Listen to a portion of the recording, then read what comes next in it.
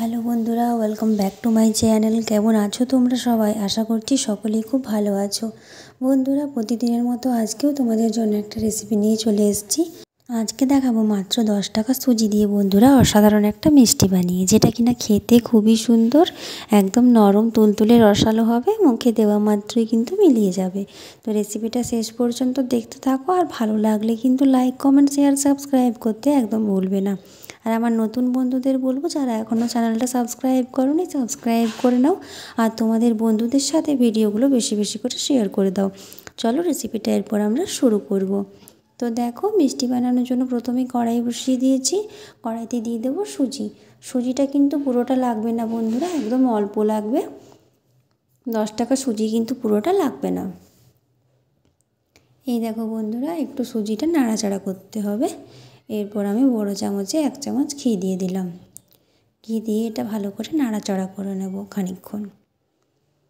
এই দেখো, এভাবে নাড়াচাড়া করে নিতে হবে।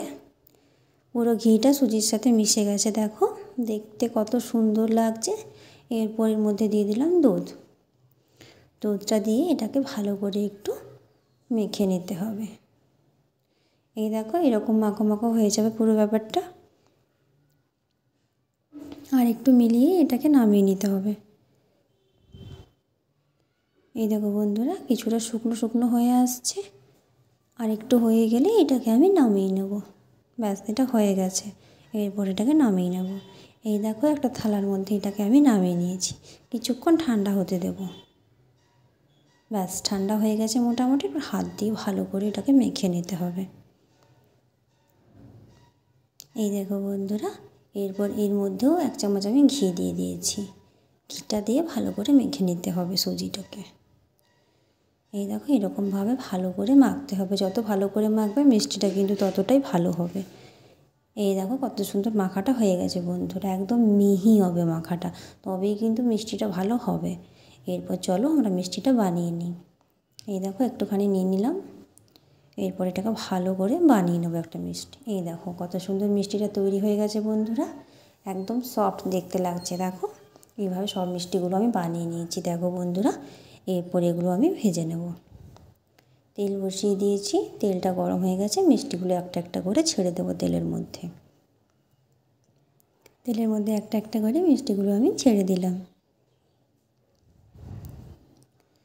হালকা একটু ভেজেই কিন্তু এগুলো নামিয়ে নিতে হবে। এগুলো কিন্তু বেশি ভাজা যাবে না, আস্তে আস্তে করে উল্টে নিতে হবে। সামান্য একটু লেগে যেতে পারে বন্ধুরা, এটা কিন্তু লাগবেই। এরপর আস্তে আস্তে করে তুলে নিতে হবে। এই দেখো, ভেজে তুলে নিয়েছি মিষ্টিগুলো বন্ধুরা। এরপর চিনি সিরাটা আমি তৈরি করব।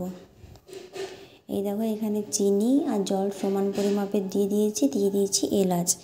এরপর এই চিনি সিরাটা ঠান্ডা করে মিষ্টিগুলো আমি দিয়ে দেবো। সব মিষ্টিগুলো দিয়ে দিলাম। মোটামুটি 12 মিনিট পর এটাকে আমি নামিয়ে নিয়েছি। দেখো, তৈরি হয়ে গেছে কত সুন্দর মিষ্টিটা বন্ধুরা।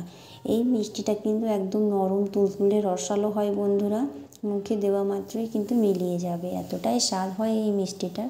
একবার না বানিয়ে খেলে কিন্তু তোমরা বুঝতে পারবে না। তো রেসিপিটা ভালো লাগলে বাড়িতে অবশ্যই একবার ট্রাই করবে বন্ধুরা। আশা করছি সকলেরই ভালো লাগবে।